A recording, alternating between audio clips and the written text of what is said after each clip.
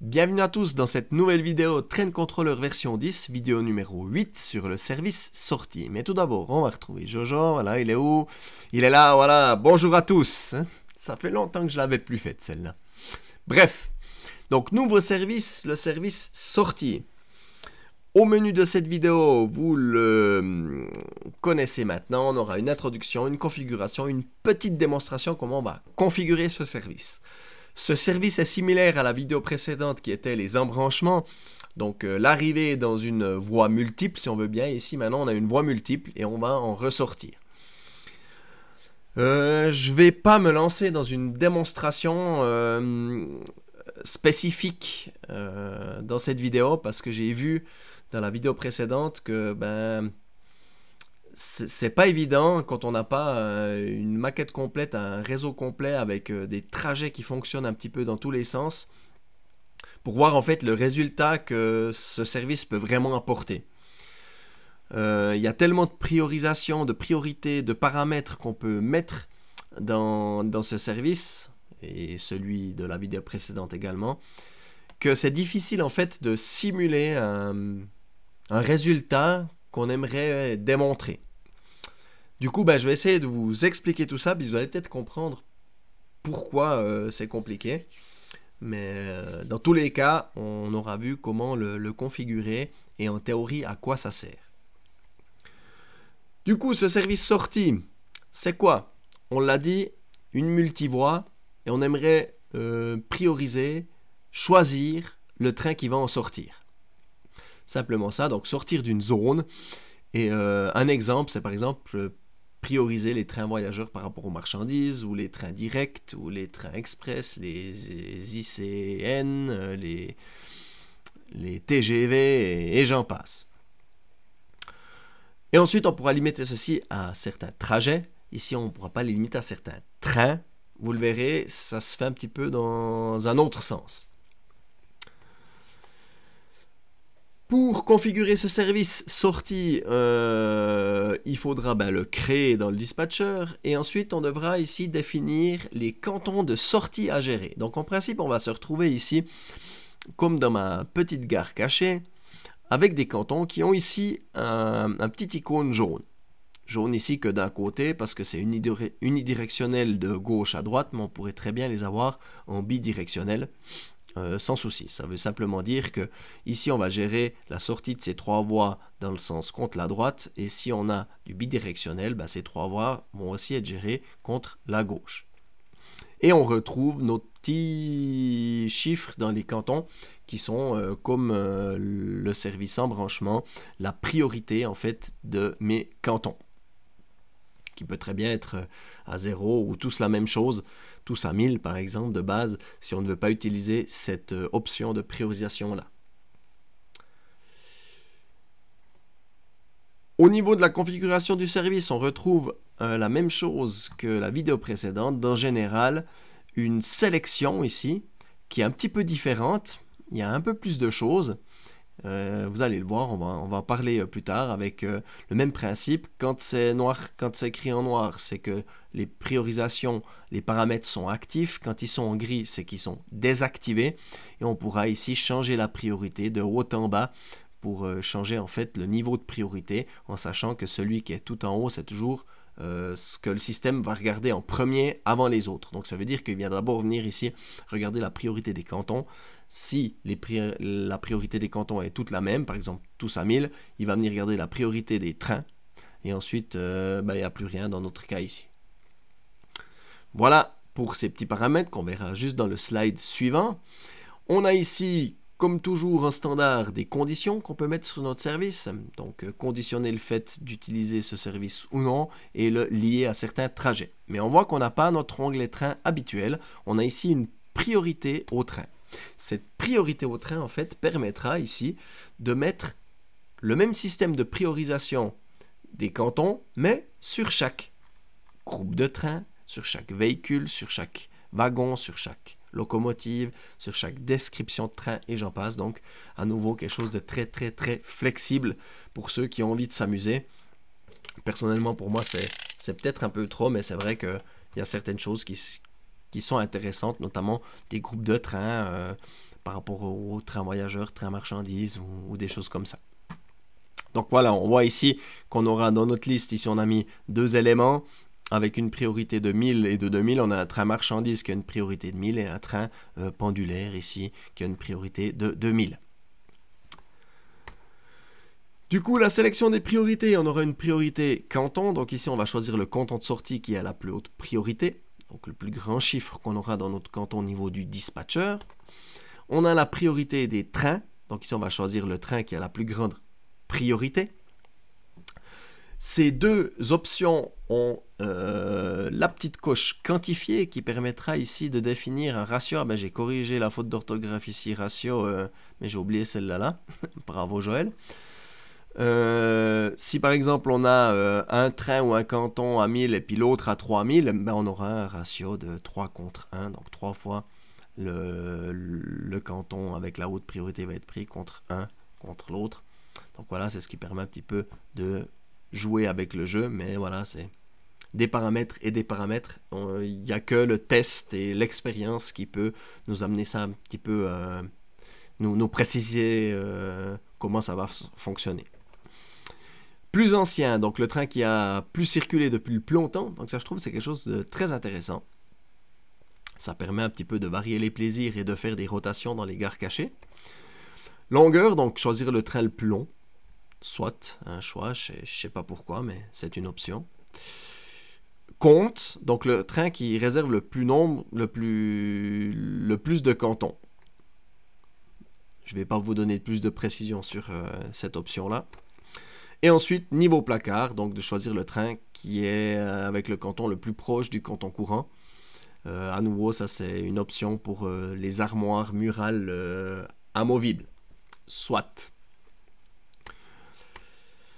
Configuration des cantons de sortie du service. Donc, comme pour le service embranchement, on a les moyens ici de définir justement si on veut un canton unidirectionnel ou bidirectionnel et dans quel sens. Et la priorité au niveau des cantons, qu'on pourra venir changer ici directement. Donc, si on double-clique simplement sur le canton au niveau du dispatcher, donc au canton sélectionné, donc affilié au service sortie. Ensuite, on a des règles de service, mais attention, parce que ce service a 2 fonctionnements différents. Un fonctionnement différent quand on a notre trajet qui démarre de la zone qui est déclarée dans notre service. Et quand on a un trajet en cours ou des trajets en cours, on pourra utiliser ces services ici. Ça veut dire que bien sûr, ce service ici, ces règles ici. Ça veut dire que, en fait, ce service, il peut être déclaré sur une zone de la maquette, on est d'accord, avec nos 3 voies de gare cachée. Mais il y a plusieurs services, plusieurs trajets qui pourront venir envoyer des trains et sortir des trains de cette zone, sans pourtant avoir, au niveau du trajet, son départ et où son arrivée. Du coup, si au niveau de ces règles, on pourra faire des choses très très intéressantes, mais justement, tant qu'on n'a pas plusieurs services qui bougent dans tous les sens, ben, c'est difficile de simuler la chose et de voir ce qui se passe réellement. Mais on aura par exemple ici appliqué à une sélection de trains. Donc ça sera au début d'un trajet. Appliqué au départ, quand un train est démarré au début du trajet. Après attente, ça s'applique après un arrêt programmé, donc on a programmé un arrêt. Après arrêt, appliqué après arrêt, c'est quand on a un arrêt non programmé, donc ça c'est pendant l'exploitation qu'on décide d'arrêter un train ou non, quelque chose qui n'est pas prévu, qui n'est pas planifié. Au niveau des trajets qui pourraient envoyer des trains dans notre zone service sortie. Et ensuite, appliqué à tous, c'est quelque chose que j'aimerais bien essayer, mais ça demande pas mal de mise en place avec plusieurs trajets qui tournent, tester toutes ces priorités pour les mettre dans le bon ordre.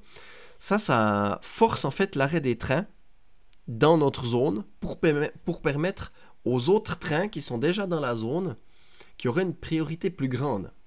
Par exemple, un train qui a arrêté trop longtemps, puis on a dit, bon, on veut faire démarrer le plus ancien, même si on a un trajet qui nous envoie un train et qui veut passer par notre zone, ben, il va être arrêté pour faire partir celui qui est le plus vieux et ensuite faire partir l'autre. ou si par exemple on a une priorité de train plus ou moins élevée avec un train marchandises ou un train voyageur, eh ben, ça aura le même effet. Et quand on sélectionne ici appliquer à tous, on a deux éléments supplémentaires ici qui permettent de sélectionner différentes choses. Si on veut par exemple juste un train qui est sous le contrôle de trajet, pour éviter justement certaines opérations manuelles, j'imagine, et fixer des durées maximales d'attente dans notre zone service sortie. Voilà ce que je peux vous dire sur ces règles. Mais voilà, de jouer maintenant avec la priorité des cantons, la priorité des trains, la priorité des groupes de trains, ces règles, et ensuite les mettre tous ensemble avec différentes priorités dans la hiérarchie. Voilà, très difficile de faire, de jouer un scénario pour que ça fonctionne. Donc voilà, ça c'est, je vous laisserai tester par vous-même, et je pense que c'est ce qu'il faut faire. Ensuite, dans les règles des trajets qui vont envoyer des trains justement dans ce service, à nouveau, il faudra dans les services sélectionner ici les services sortis pour que les trajets qui vont envoyer des trains dans ce service sorti prennent en compte justement la configuration de notre service sorti. Voilà.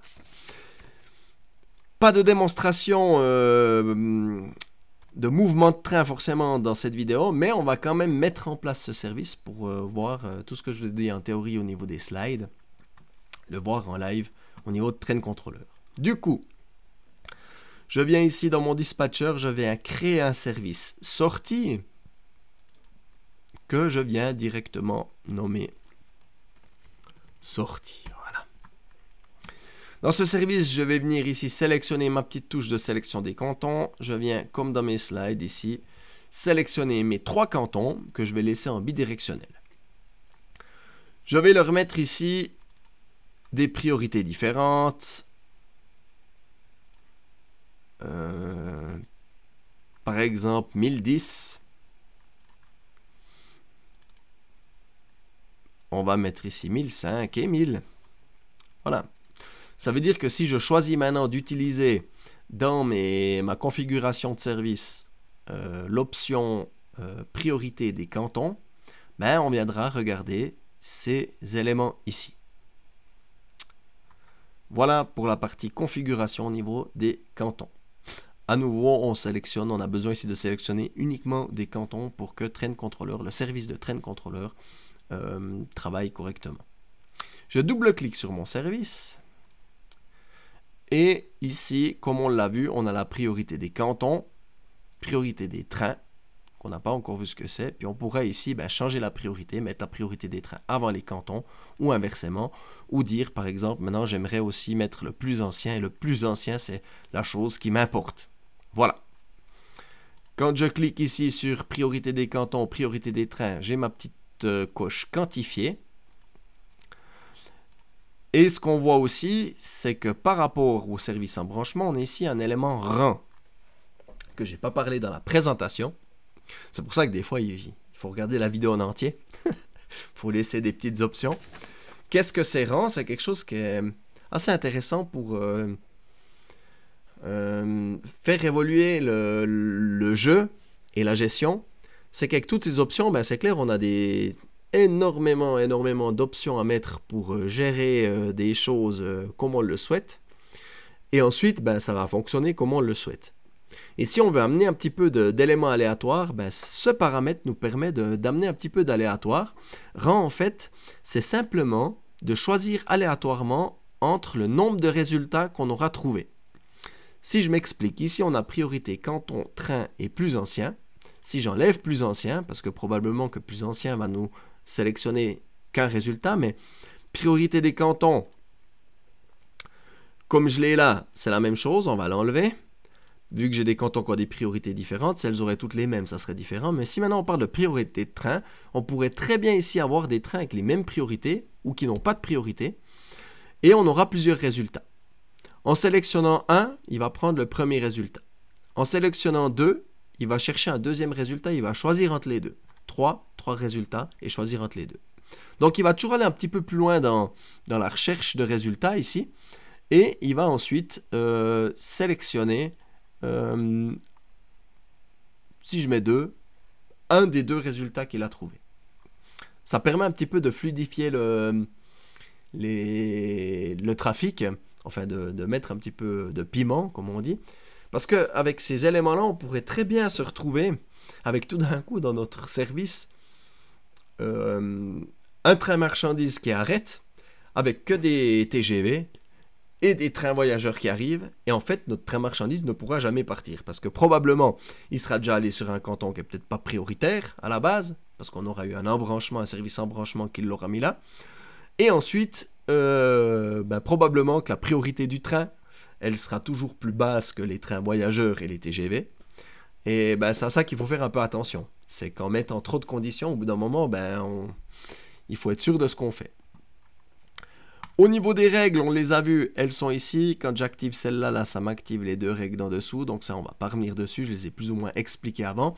À savoir que ces règles sont prises en compte uniquement quand on a des trajets en cours qui arrivent dans ce service. Conditions, voilà, ça c'est standard, on peut mettre des conditions. Quand c'est que ça va être utilisé, des trajets qui vont utiliser ce service et pas d'autres. Et au niveau de la priorisation des trains, voilà, on va encore voir ceci. On aura, comme on l'a vu, les groupes de trains, de véhicules qu'on aura pu faire, les véhicules eux-mêmes, les descriptions de trains, et on pourra encore faire des choses ici avec nos descriptions de trains, etc., etc. Et si par exemple je viens mettre 2 locomotives en faisant ici plus, pendulaire plus, je pourrais venir sélectionner mon train pendulaire et puis lui dire, par exemple, toi, par rapport au train marchandises, tu as une priorité de 1010. Toi, train voyageur, tu auras une priorité de 2000. Voilà. Et du coup, en fonction de cette liste, on pourra faire une priorisation des trains dans notre service sortie, donc dans notre zone de voie ici. Qu'est-ce qu'on peut encore dire d'intéressant sur cette partie train? Ce qui est intéressant, c'est qu'on peut créer plusieurs services qu'on pourra lier à différents trajets. Et ces priorités de train, comme celles des cantons, sont propres au service. Ça veut dire que si on a 2 services qui sont créés au même endroit, mais qui ont des conditions ici qui font que s'il n'y a que certains trajets qui l'utilisent ou pas, mais on pourra avoir, dans certains cas, peut-être que les marchandises sont prioritaires et dans l'autre service, que les voyageurs sont prioritaires. Voilà. Déjà 18 minutes. Sans démonstration, je m'emporte un petit peu. J'ai envie de vous parler. Voilà, je suis de retour. Ça me fait plaisir d'être avec vous. Néanmoins, on va couper court sur cette vidéo. C'est gentiment la fin. Je vous remercie d'avoir suivi cette vidéo jusqu'à la fin. Et vous donne rendez-vous dans une prochaine vidéo. Allez, au revoir les gens.